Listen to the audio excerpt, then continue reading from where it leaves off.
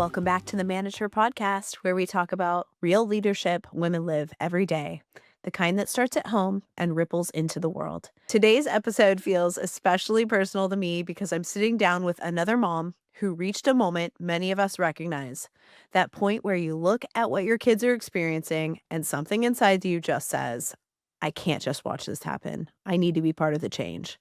My guest today is Kristina Irwin, a mother, advocate, and candidate for California State Senate District 24.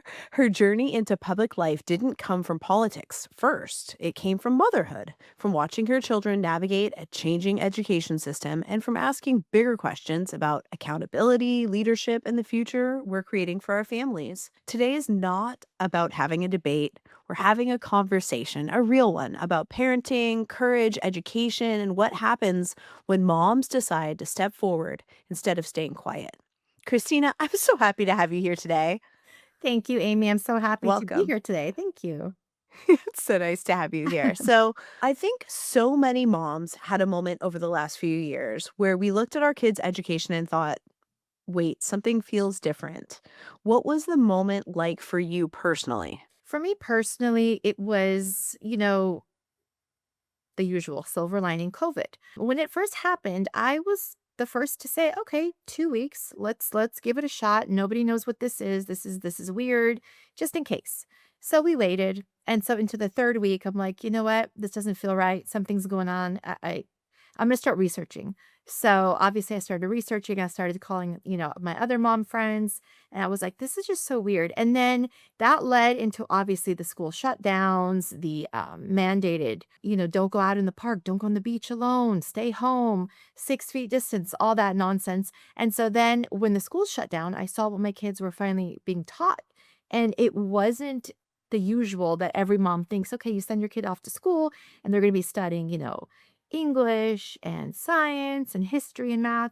It was the total far left woke nonsense that I had no idea was going on. Gender ideology and race baiting and just horrible things. Fauci on there saying, oh, go ahead, get the shot. Don't listen to your parents kind of stuff. And so I was like, what is happening? And so I just decided, okay, what can I do where I could actually make a difference? So I decided to go to the top and try my hand at running for a state senator, which would be at the legislative level, writing these bills and, curtailing the curriculum and actually seeing what our kids are doing and making a change from that side. That's amazing. Yeah, that's such a big move to Yeah. go from being a mom, like stepping straight into politics. It's really big. So, what did the transition feel like for you emotionally? I was pissed. It's like I'm okay with things, but then when you come after our kids in a way where it feels like they were sneaking it in, that's where I draw the line. And so I remember I was so mad. My kids are like, "What's happening?" I'm like, "I'm gonna make this change. This isn't right." And so I remember getting on the phone with the MAHA moms before we were even MAHA moms, before we were known as that. We were just like, "Don't mess with our kids, mama bears."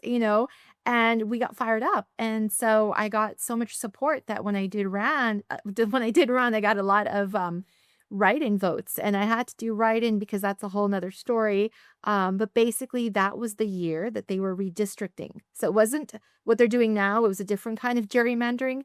It was redistricting for state senate. So the people, I got enough signatures, but the people signatures who I got thought they were registered at one address, maybe their old house, their parents' house, whatever it was. They were basically they fell off the voter rolls. Some were registered from Republican to Democrat. Like, it was just really weird what happened. So I was What year is this was this? 2021 coming into 2022. So I had no choice, either wait the 4 years or run as a write-in, which nobody ever wins. Nobody has ever gotten more votes than I think like 2 or 300 at that time. And I was lucky enough to get 6,000, almost 400. Wow. It's crazy. Was it enough to win, or what Well, happened so with that that was race? enough to get me into so that was the primary in June. That was enough to get me, propelled into the general election in November. So in June, it was just my opponent, Ben Allen at the time, and a little box that said, write in and you have to spell the name correctly. And that's where people, 6,300 something, wrote in my name, and that propelled me to be on the ballot in November, head to head against Ben Allen. Wow, what does a campaign like that look like? I mean, you're a mom, you're not a politician. Like, how do you go from 0 to state senate? What does that look like? How do you prep for that? That was a lot of just it was completely 100% organic, grassroots, mama bear driven, just phone calls, like, people coming to me going, "Oh my gosh, what can I do? How do I support you?" You know, it wasn't me so much reaching out, it was just at that time, it literally felt like God was just putting his hands on my back going, "Just go for it. I got you." And that's what it felt like. Doors were just opening, things were happening, everything was aligning, so it was great. It was wonderful.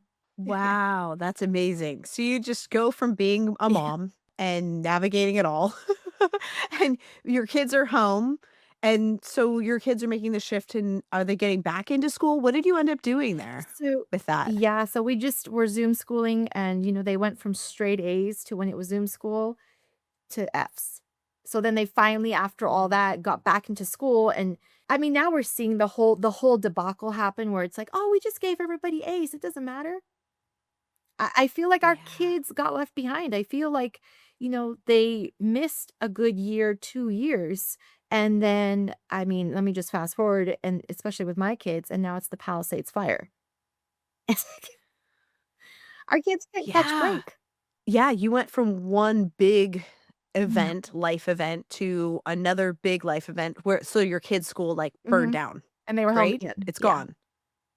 Oh, yeah, what do you even do, like, if when a school burns down, where did they figure it out? How long did it Ye take to get your kids back in Yeah, school? so at that point, they were on Zoom again, and Mm, then I was on the board of trustees for the high school, so we voted to spend a lot of money to get them to the Sears building temporarily. This was after months already on Zoom school. I think, like, oh, I don't know, a couple of months, I don't really remember, maybe 6 months, and then we voted to get them to go to the Sears building, which I remember going shopping there with my grandma a long time ago, and it's a defunct department store, in Santa Monica, right across the street from the very dangerous Metro. So they did mm. that, and, about a month ago, everything's fine, they finally now have gone back to Pali High. Oh my gosh. So what are they doing at the high school? Did they put portables in, or how is it rebuilt, I or what's It's going a on over there? mess. The pool is completely drained, so they're gonna have to Yeah. redo that. There's wires hanging everywhere. They're talking about not just in school, but for all of the Palisades community, having underground, phone wires, which would make sense. There's a lot of porta potties, there's a lot of I went to school at CSUN during the Northridge quakes. I mean, before the Northridge quake. So I remember it. I'm like, "Oh, this is familiar." You get to have a little trailer in your class. Like, each class is a little trailer. Great. So that's what they're experiencing. Yeah. Wow. So, but at least they're in Yeah. person and they're basically Yeah. bootstrapping it together as far as getting the kids Yeah. back into Yeah. school. The school itself is That's doing a phenomenal job. They're great, but their hands are tied, because then you have the community where the kids are in school and they feel great and they're with their friends. And then you come out, to get in your friend's car or to take the bus, and the whole Palisades community is burned down. So it yeah. takes a toll on your psyche. Oh yeah, I'm grew up going to Laguna Beach High School. We had a big fire in Laguna when I was in school. I was a freshman when that went down. And it was, the town, we lost a lot of buildings. We were lucky to keep our high Yeah. school. The fire came right up to the high school, but it didn't get it. But yeah, seeing the town burnt out Yeah. like that and having so many of your friends and their families be Yeah. affected by a wildfire, losing everything, losing, all of their personal Yeah. belongings. It's very, very sad.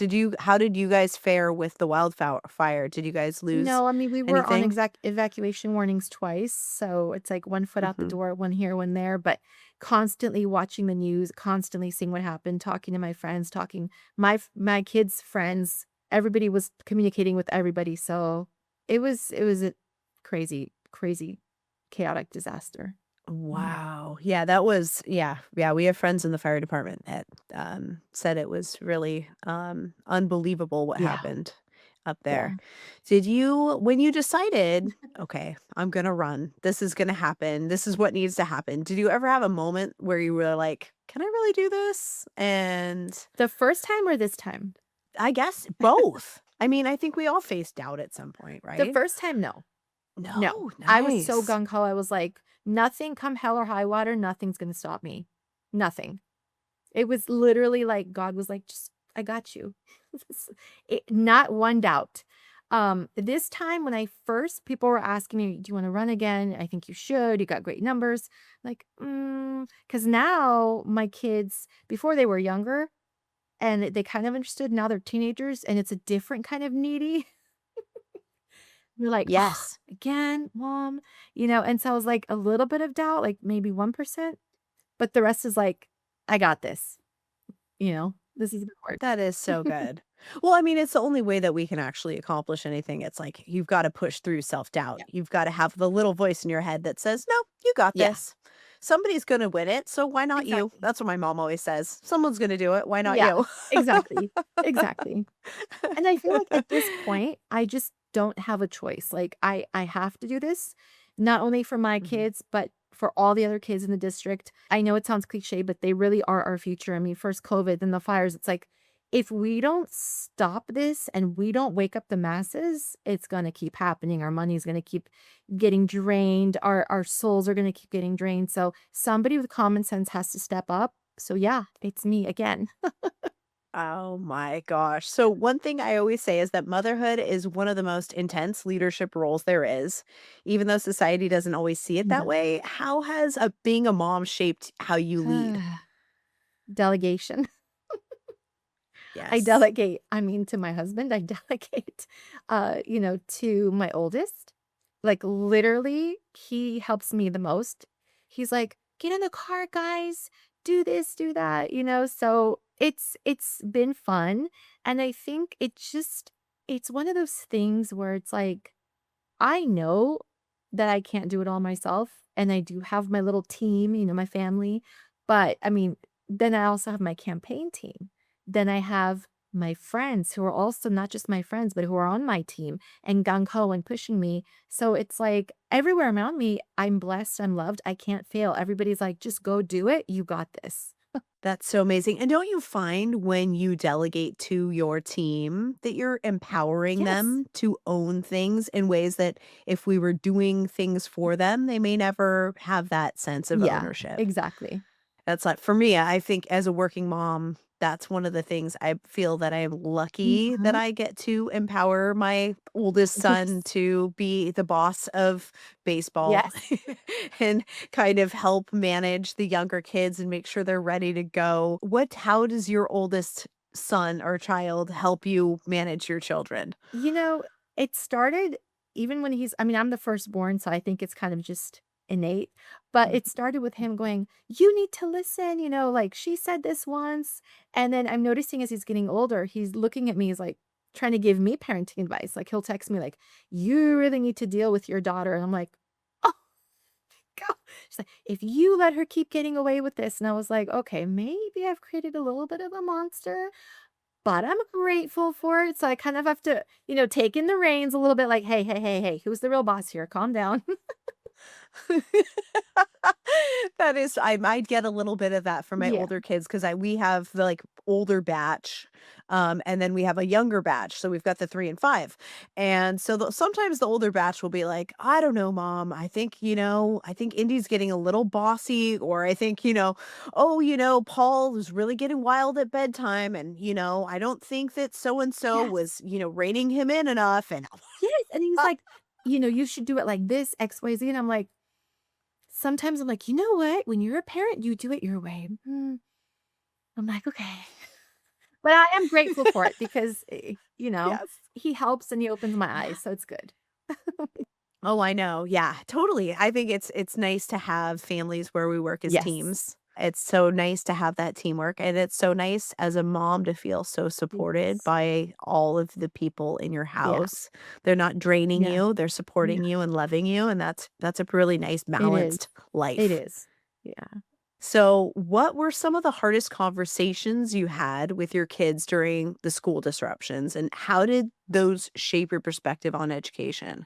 So basically, like with COVID and the same with the wildfires, it was like basically I try to be honest with them. I try to be truthful. They hear things at school or in the news.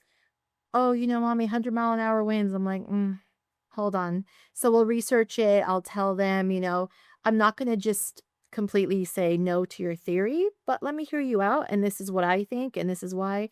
So I'm honest with them. We've talked about them, about, their thoughts and about the things they're learning in school and how they're different than the thoughts that we have here at home kind of thing. So it's just, I guess, honesty, communication. Yeah.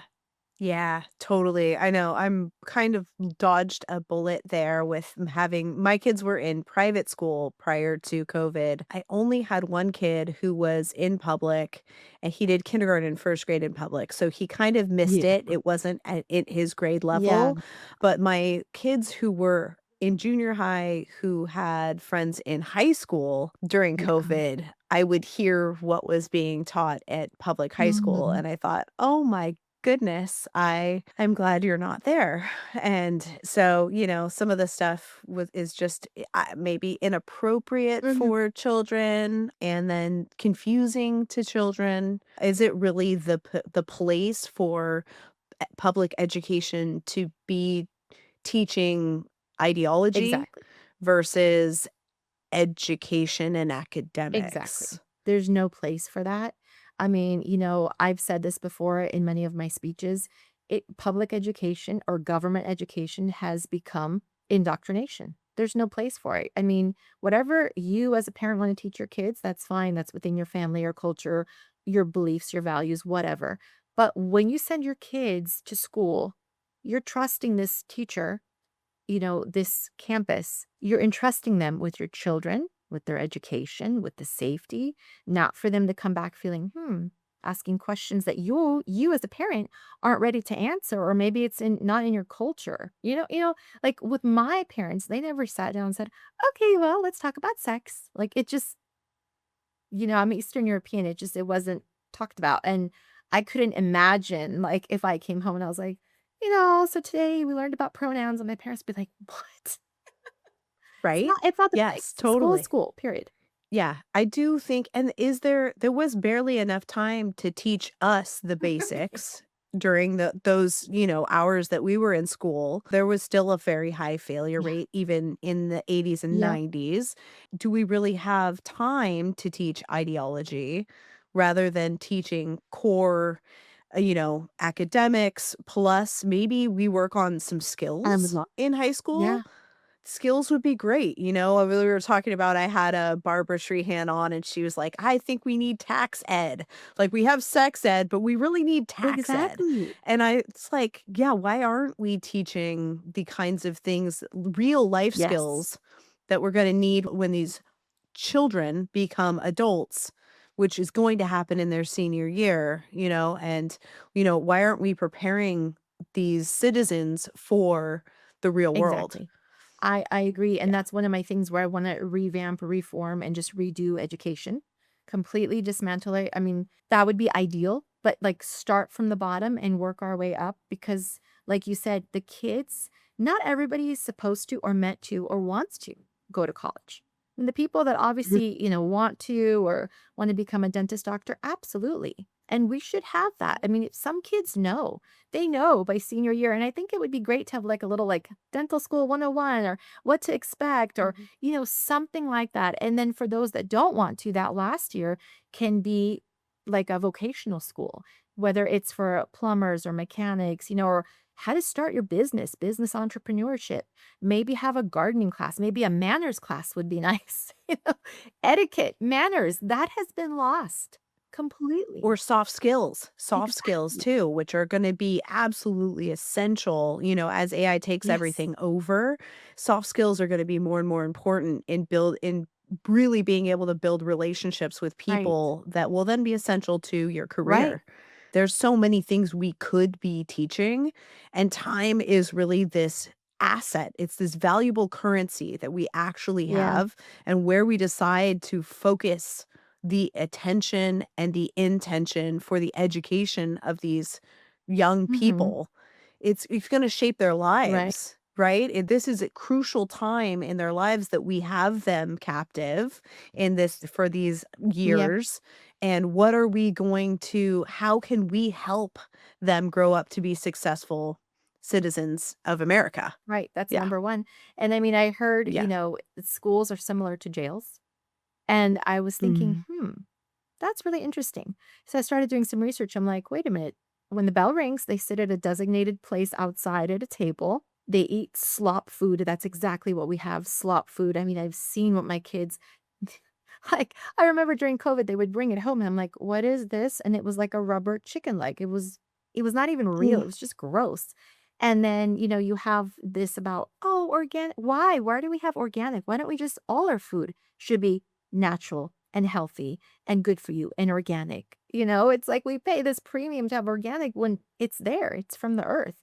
And I feel like when we revamp the school system, we need to teach them how, about foods and chemicals and toxins and how to plant their own food and how to make food. I mean, I would have loved to have home ec. I didn't. I don't know how to sew a button because they didn't have that class. Yeah, and it's one of those things you actually need. It's a real life It skill is. that you need. You need to know how to, how to do a basic stitch in case your pants get ripped Exactly. or when you're out or you lose a button. Yeah, I'm so lucky my mother and my grandmother are both very good at Yeah. sewing, so I learned those skills and I did get home ec in junior high, not in high Yeah. school. But I do think we've lost a lot of the basics. I know when before I was in high school, there was auto shop Mhm. at high Yeah. school. There was home ec at high school, and it's how do we get back to where we were? And then even better, we don't know what's coming in the future Right. with AI. We don't really know exactly how to Right. prepare these young people that will be going out into this new brave new world. Yeah. But we do know that skills are gonna be more important than ever. Vocation is gonna be more important than Yep. ever. What do you think? Well, like I said, once I win state senate, I plan to make legislation just about that, about education. I mean, as a mom of three, I'm running on a lot of things for my platform, but it's parental rights, property rights, and public safety. And those are all important, and they all have to do with how we're framing the future generation. Yeah, I love it. Yeah, parental rights are a women's Yeah. issue. I don't really think that women realize yet, the women who haven't been impacted by losing any of their parental freedoms. I don't think that the majority of women understand what an important women's right issue parental rights Right. are. Can you get into parental rights just a little bit for people who maybe don't understand what parental rights So, mean? yeah. So there's a lot of recent laws that have been passed that are just horrific coming out of Sacramento. Um, One of them is the bill, I think it's Assembly Bill. I'm not sure if it's either state or Assembly Bill, but it's 495. I'm sure you heard of that one. That's the one where basically it's a kidnapping bill, basically, where anyone can come to your child's school with a piece of paper and it just says your name. And yes, I've tried contacting them and that's it. There's no proof. They don't need to show ID, nothing. And they can come take your kid out of school, and put them in another school where you won't know. They can transition them, they can give them medication for whatever. It's a nightmare bill. That's a parent losing their rights, period. I mean, we don't even know about this. Then there's another one that says that teachers, um, have to keep silent about the kid transitioning. Don't tell the parents if the kid is one sex but feels another sex. That's not okay. Just basic, simple things. Like if you don't want your kids in a sex ed class, whether it's LGBTQ or just straight, learning about sex, reproductive system, you as a parent should have that right to say, mm-mm. Whether it's your culture, your Mhm. religion, whatever it is, that also is a parental right. Giving money to public schools because they are literally indoctrinating your children. We should be giving money to the schools when we have a seat at the table as parents, basically. I mean, there's so much more. so much more on the table. But that's the gist of it. Yeah, absolutely. For me, parental rights really came in with SB Mhm. 276 and SB 277. Yep, the vaccine That yep. has personally impacted my life as a mother and as a Yeah. woman because I am the default parent. Mhm. And it's my job to now manage my children's education because my children are now Yep. excluded from public, private, daycare, college, all of the Yep. above in the state of California. So it is now my job and my financial Yep. burden to educate my children because we used to have medical exemptions because we have the MTFHR, Yep. we have health reasons, we have real medical reasons for not vaccinating the children. And after COVID, the kids got out of school, their school actually shut down and never reopened. So we didn't even get a few more years. We should have been Right. grandfathered a couple more years, but we ended up with no more years of school. So my kids have been Oh my homeschooled since 2020, since March 13th of Yeah, and you're talking about 2020. SB 277 when Senator Pan took that Hmm. away, the, religious exemption. He left the medical exemption, which is so nice of him, but he did make it impossible for doctors to do Yeah. their job because otherwise they would have their license taken. So that's again, thank Yeah. you, Amy. That's another good point. SB Yes. 277.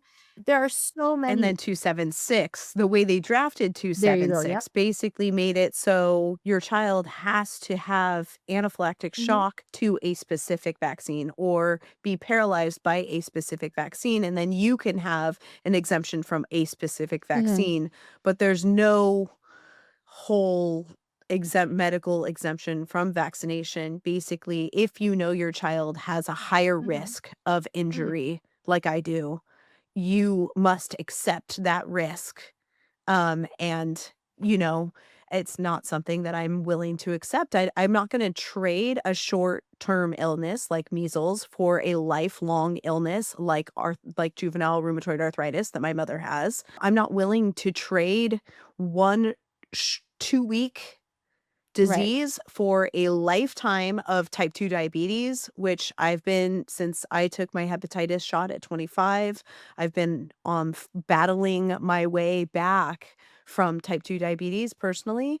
So I'm not, it's, as a Mhm. parent, I should hope that in a free country like Right. America, we could respect not only my opinion on this Mhm. matter, but my doctor's Of course. opinion on this matter. Yeah.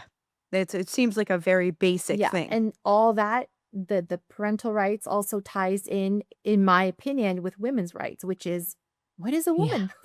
It's like, no Sure. men in women's sports, period. No boys in the girls changing in the girls changing room. I mean, it's just common sense, but you have, the far left talking about, well, we know what's best for a woman, and then Gavin Newsom is now saying, well, California is not going to follow these guidelines from this administration. They're going to have their own little CDC, and it's like, you're Mhm. basically completely excluding the parents, you're completely excluding the women, like, what are you doing? And this is why I'm fighting, because I feel like everything that's happening, and it keeps happening, Mm. is just going down like on a avalanche. The ball is getting bigger and bigger, and we just need to stop.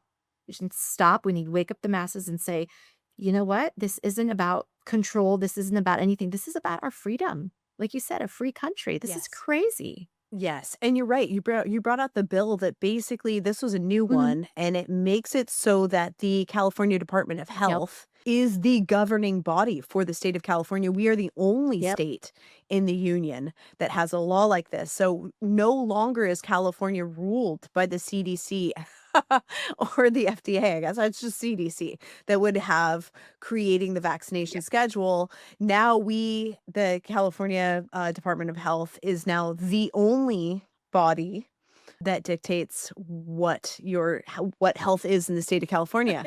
But even scarier than that, when Trump withdrew from the Mhm. World Health Organization, our governor, Gavin Newsom, decided to take it upon himself to basically have the state of California join. It's not exactly the WHO, but it's a branch of the WHO that will basically, if we go back into a pandemic, it will hand Of course. over the control of our state to this governmental Our state is organization. literally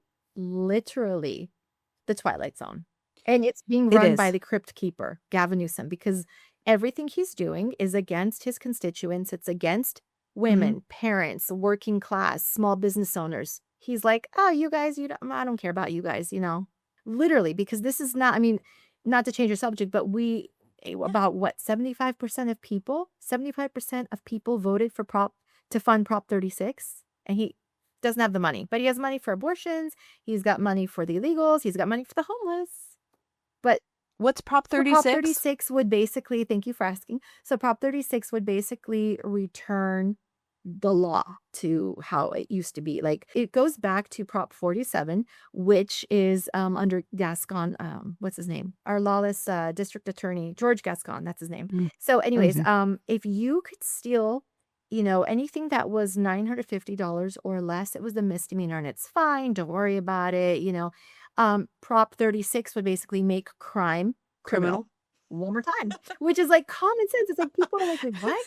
So basically, if you do that, Yeah. In California, we have to vote to make crime criminal again. I'm speechless. Like, it's crazy.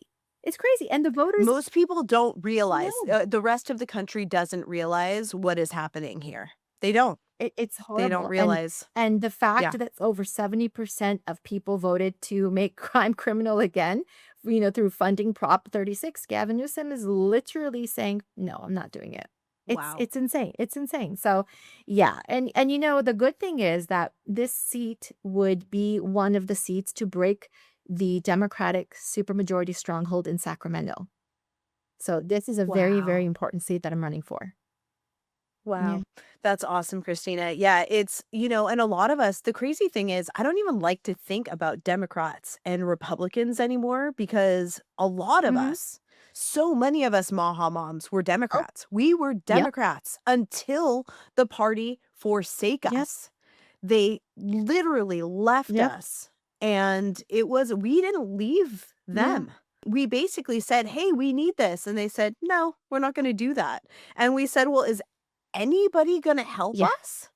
Is anybody gonna help us? I remember standing in Sacramento in fall of 2019 after we were defeated, and Gavin Newsom signed SB 276 into law, and thinking to I mean, literally, I've never seen so many people just broken down to the yeah, core, like absolutely devastated. There were, I write about this in my book. There were parents there with children who had been paralyzed by mm, vaccines in wheelchairs and on crutches.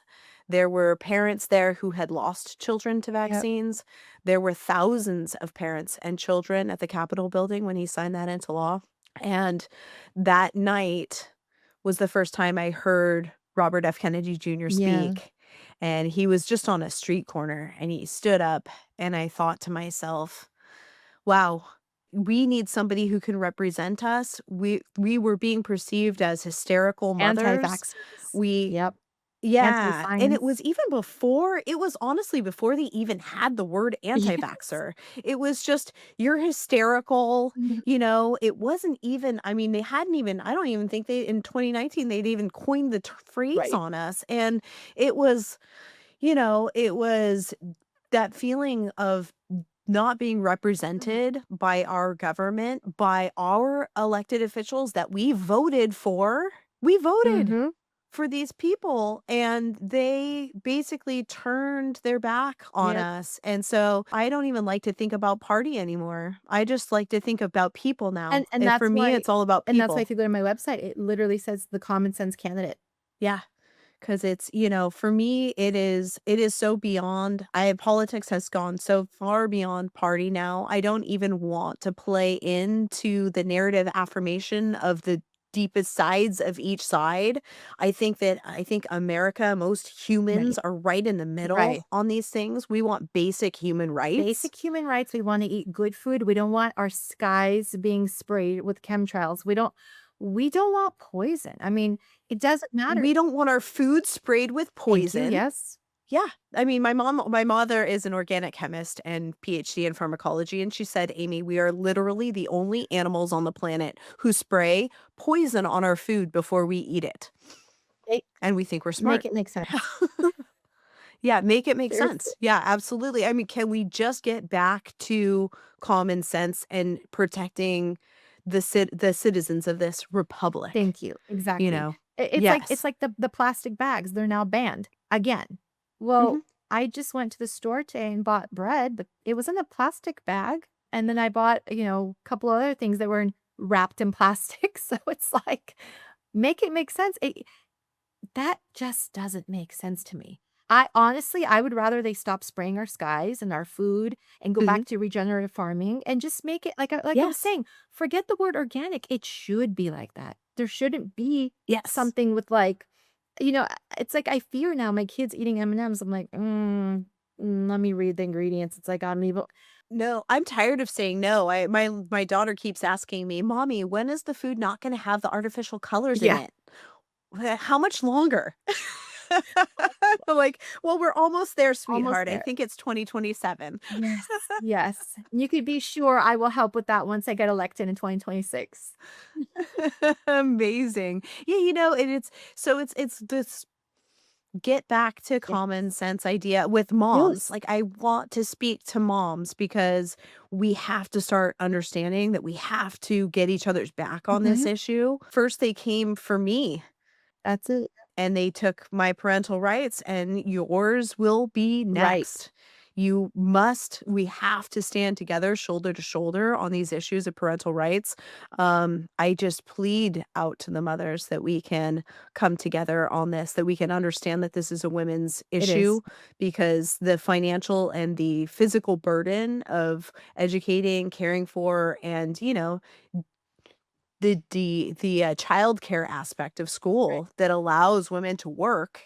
And we are the ones, we are the glue, we're the ones that, yes, it's like the husbands go to work, but then wait a minute, we're the carpool. We pay, the highest prices in the nation with our gas. And then, I have Yes. 3 kids and you with your kids, and then there's sports and there's take me to this, friend's house, take me to the library. And it's like, wait a minute, I'm already paying through the nose. And now I'm like, do I need to pay groceries this week or gas? So it's like, to me, that's a parental issue too. It's like it's not sustainable the way we're going. No, it's not. No, we're in the state of California, we're being taxed to death. I see everyone struggling, and I think to myself, if the state government would stop Yeah. stealing half of our paychecks, we would be Yeah. okay. But instead, they wanna take our money and then pretend like they're being so magnanimous by giving us a few pennies Yeah. back, and it's Right. ridiculous. It's ridiculous. This is not working for No. me. No, exactly. No. And again, Yeah, the 2. homeless issue. The homeless issue, the crime, Yes. the public safety. As a mom, I remember when my kids were younger and I ran back in 2022, literally there was I can count a lot of times we went to the park and it was one of those sand parks. I'm like, guys, don't step in there. There could be needles. And sure enough, there was. Another park when the kids were younger, we had a homeless guy talking himself and he got mad that the kids were being loud because they were playing and he started chasing them. Like then I remember once in Santa Monica on 3rd Street, my kid was like at that time, I think he was in 3rd grade, I don't remember. And we were walking around 3rd Street and I was like, okay, guys, just avoid the homeless. And he just was like turning around and he started coming after us. It was really, really scary. And all these, again, this is a woman's issue. This is parental rights. Because as mama bears, we want to protect our kids. We want to know that if we go to the park, we're not going to get accosted by a homeless. It's crazy. Yes. Yeah, I actually left Los Angeles in 2012 and came back to Orange County because I didn't feel safe as a mother. Right. When I was out in Los Angeles with my then one-year-old child, I did not feel Right. safe. And that's Yeah. horrible. You shouldn't have to, we shouldn't have to feel that way. You know? It's No. crazy. This is what we Yeah. pay taxes for. And people say, "Well, it's compassion and this and that." Well, it's not compassionate to leave a person fully drugged up on a sidewalk, passed out either in a park where kids are playing or in front of your business where you can't get in and make the day's Mhm. salary. It's crazy. Well, and it's really sad because there's a tremendous amount of money that has gone into the homelessness issue, and it hasn't gotten any No. better. Exactly. Lots and millions and millions and millions. I heard like $70 million in Los Angeles that's been put towards Yep. homelessness, and there has been 0 improvement in the situation. So at some point, we all as taxpayers have to ask, like, Yeah. what the heck? Yeah. Yeah. It's being investigated. I mean, what happened in Minnesota with the Somali clearing centers and the day Clearing. that is the tip of the iceberg because when Nick Shirley and whoever else, Bill Saley come here, they're gonna be like, I knew it was bad, but I didn't realize it was this bad. It's horrific. Horrific. Yeah. I mean, I think about all the money that went to that bullet train, the train to nowhere. Mhm. Like, don't think most people realize that California spent, I want to say it's something like in the hundreds of Yeah. billions of Mhm. dollars for a train that was never built. And this started with Governor Brown. Yeah. This is decade ago. But don't forget, him and the Pelosi family and Newsom have all been in cahoots. They're all friends. They're all family friends. So it tells you They're something. It's like, family where friends, is the yeah. money? And the fire aid money from the Mhm. Palisades. Those victims never got Yeah. to see the 100. Where's the 100 million in fire aid? Yeah. Wow. Yeah, but people don't also with that money, the bonds that went into financing the train to Yes. nowhere, our bullet train, that money came from China. Mhm. And so China owns a lot of California, and I wonder Yep. sometimes if we aren't being unduly influenced by a foreign nation Right. due to the, loans that we have taken out, that these other people own that basically have the collateral Yeah. on. It's scary. I mean, to people like us who see it, we know we can't uncover it ourselves, but we know it and we're like telling our friends, family, I told you, and this is it, and just watch. And then you have, the people that have been just basically sleepers. I call them sleepers. They're just like, da, da, da, da, I'm gonna go about my ways. And when you tell them Yeah, something like this, and they're like, no, no, I don't believe it. There's no way. Oh, there's a way. It's right. happening. Yeah, well, it's sad be well, it's really hard, it's like cognitive Yes. dissonance, it's hard. We are such nice, good, hardworking people, and we can't imagine that people could actually scheme, plot, and destroy on the level that has been demonstrated in the last decade. Right. I think something in our psyche, like you said, won't allow us to say, "What?" That's Yeah. Yeah, I think so, it's really hard to believe that there's anybody who could be that selfish, evil, yeah. greedy. Name you fill in the blank, let's play Mad Libs. Yeah. Me? Yeah. So, getting back to it, I wanna get back to bringing back what you wanna do with your schools, we've talked about that, and I get how about preparing our kids for an AI-driven world? Not just academically, but practically, Mhm. what do you think our kids truly need to thrive in the future? I think they need an honest education. I think they need technology is here, whether you like it or Mm, not. I'm not so comfortable with AI, but I need to learn to be. And I yeah. think if it falls into the wrong hands, it's going to be a problem. Definitely. Mhm, Like, apparently, I mhm. didn't watch the Super Bowl, but that Ring commercial about the dog that was lost. And did you see that? And then the Ring I commercials, like, didn't. there's a dog lost, but the Ring camera will scan the neighborhood and it'll communicate with the other Ring cameras to see if the dog is found. Mhm. So, that may sound good in Yep, it can theory, do that. but how Yes. far? So I think our kids definitely need to learn AI. I think they need to, when we do revamp the schools and the program of the curriculum, we need to have technology based where the kids can actually be doing the programming and doing the coding, Yes. not just for computers and little apps, but something futuristic, like more like Elon Musk style. Something, Yeah, we call it prompt yes, engineering. That's like the future of coding. It's called prompt engineering, and prompt engineers are doing very well now. yes. But with AI, it's how do we teach our children to use AI appropriately? I think incorporating it into the Mhm. curriculum so that if you're writing a paper, you can learn how to use AI in the right way how we had to cite our work. I was sitting with a couple of teachers and they were saying how you can walk children through this step by step using Mhm. AI to write a Mhm. paper, but you have to have them show all their work so Right. they can prove how it was done, Right. how the cake was made, Right. how the paper was I agree with written. that. Yes, Yeah. exactly. Yeah. Yeah. So it's just we're coming into like a very different time in Yeah. human history. We're coming through a time of great technological growth and, there will have to be some Yeah, changes. for sure. And I would Yeah. love to see kids in the class, like you said, learning about AI and how to integrate that into their homework, into, their business plans or whatever they want to Mhm. do. I think that is putting AI in good hands with kids. You do. Yes. Yeah. Yeah. And I even think our generation of women, if we don't get our hands around AI, we're leaving it up to people, the other Yeah. people. And I think we would be much better off going ahead, getting our hands dirty and figuring it out. Yes. And I am teamed up with the National Association of Women in AI and AWAI to help women our age master I love AI. it. Perfect. Yeah, yeah. I'm like, it is time for us to take our power Yes. back too. So, if you could speak directly to parents listening right now who feel frustrated or powerless, what would you want them to know? I want them to know that there is hope. I was frustrated. I would say I did for a minute feel powerless, but I would urge you guys to get involved, whether it's at the local level, at the state level, congressional level, anything you feel. I mean, even if it's like volunteering at the library, whatever your passion is, I think as parents, as women, we need to get involved. And that way our kids see hey, mom is a leader. She's this, she's that, but she's also my mom, but she's also a big deal in other circles. And I think it inspires a whole nother generation.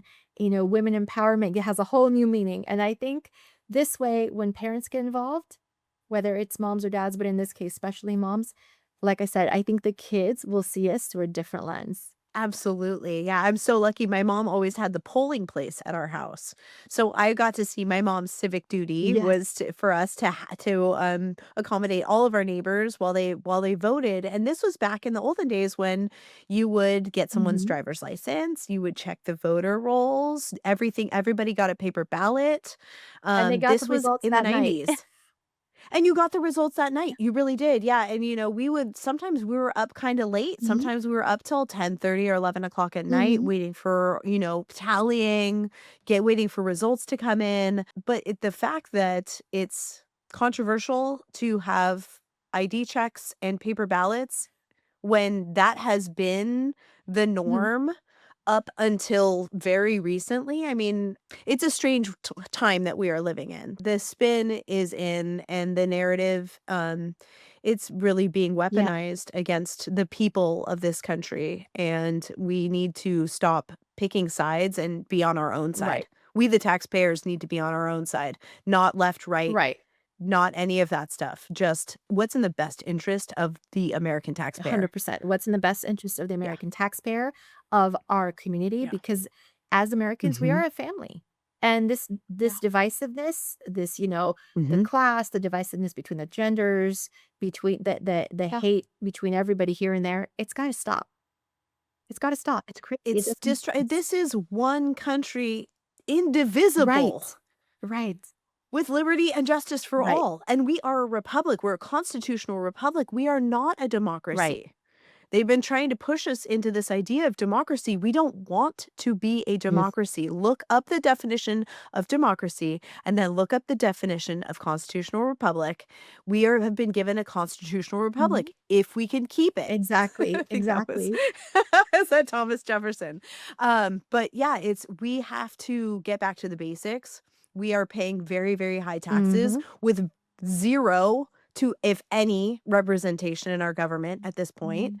And, I would love to see more mothers rise to the occasion. I want to see more mama bears out Mhm. there just doing what's right because we care Mhm. about the next generation. Yeah, We really and as care. moms, There are people. exactly, and as moms, we see it. We have this feeling when our kids are, like, sad or upset, and they won't talk to us. We're like, "What's wrong?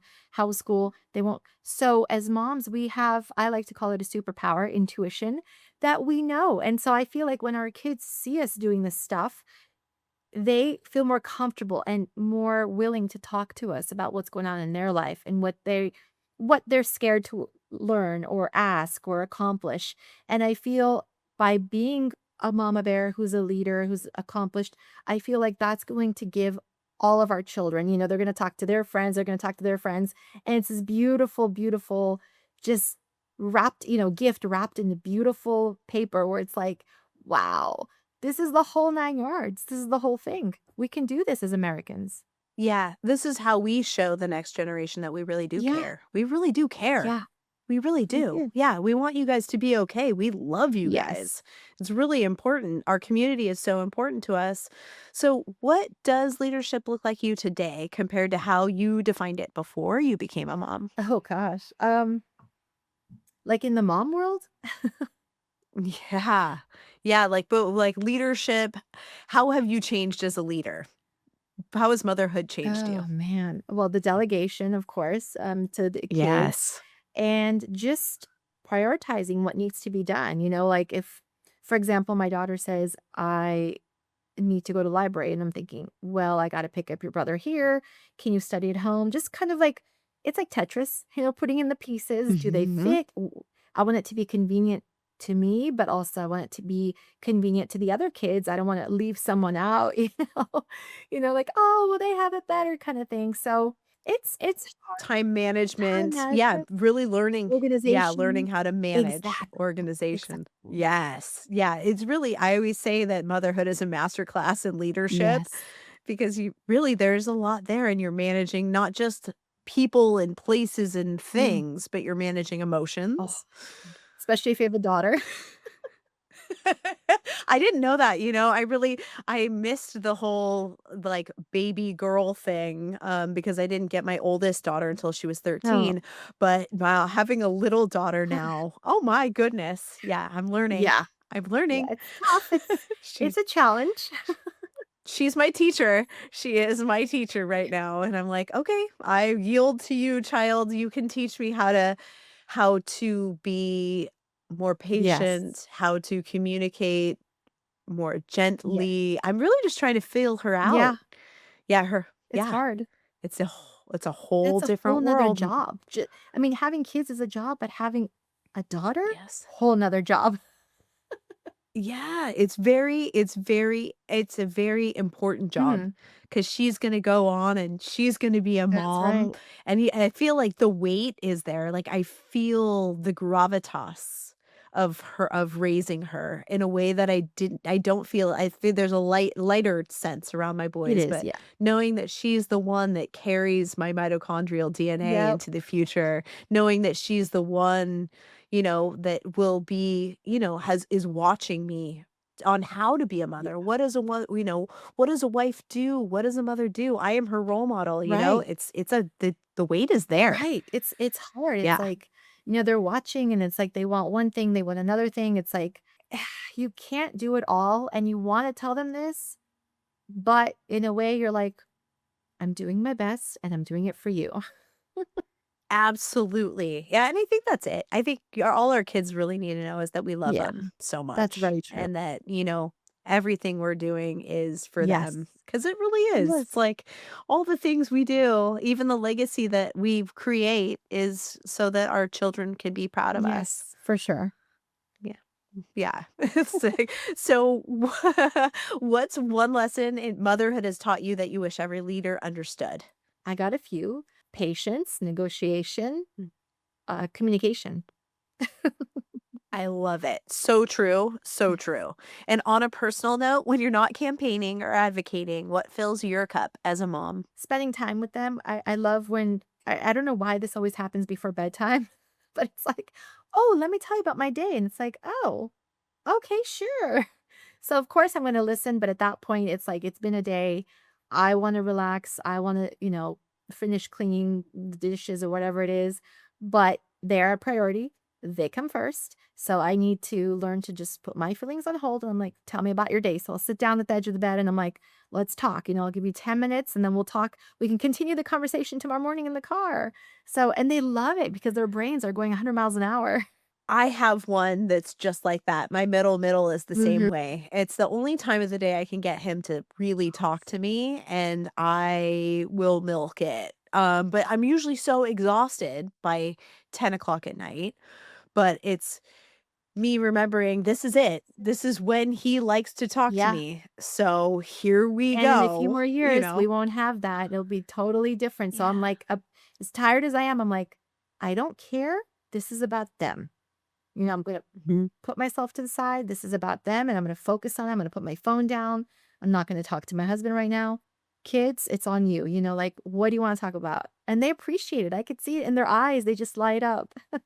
Yeah, you're giving them your Yes. presence and your full attention Yes. and your focus and your intention. It's a beautiful thing, and it's all they really want from us. Yeah, it is. And it's so simple, but it's kind of hard to give in this very modern world where there's so many distractions and so many Exactly. your smartphone beeping at you and dishes in the sink and laundry to Yeah. be put in the washing machine and all of these That things. reminds me, I do need to do laundry. Sorry. Of course you do. I mean, this is it. This is the invisible labor. You're on the invisible labor channel. Yes, we all have It's like so laundry that funny. needs It's to like, get and then moved they come home over. from school, they're like, but what did you do? And I'm like, besides laundry, cleaning your sheets and da da da da da dinner and campaigning, they're like, "Pff, that's not much." It's Great. just because they haven't done it yet. Oh my god. They haven't done it yet, Exactly. just wait, right? Well, Christina, thank you for showing up today, not just as a Thank candidate you. or an advocate, but as a mom willing to have an honest conversation about the future we're building for our children. What I love about conversations like this is that they remind us that leadership doesn't always start with a title. Sometimes it starts with a question, a concern, or a moment at a kitchen table where you realize that your voice matters. To everyone listening, whether you're a mom, a business owner, an educator, or someone simply trying to make sense of this season, I hope today's conversation reminds you that your experiences at home are not small. They are powerful. And if you love this episode, share it with another mama who's walking her own leadership journey. Thank you so much for being here with me today, Christina. And if people are looking to connect with you, where can they find you? Thank you, Amy. It was a pleasure to be here. I loved our conversation. My website is easy. It's KristinaIrwin.com. So Kristina, Irwin, Irwin, win with Irwin. Nice. Love it. Love, love it. Thank you for listening, everybody. This is Amy, and this has been the Manager Podcast.